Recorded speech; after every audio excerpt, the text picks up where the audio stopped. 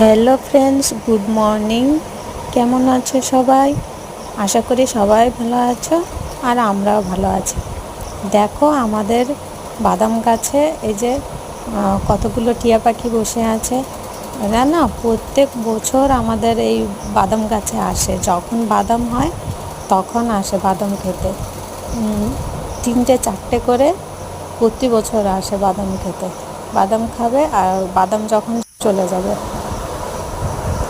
এই যে দেখো কীভাবে ওরা বাদাম খাচ্ছে। প্রত্যেক দিন সকালবেলা আসে, ওরা সকালবেলাটাই আসে, বাদাম খায়, আবার চলে যায়।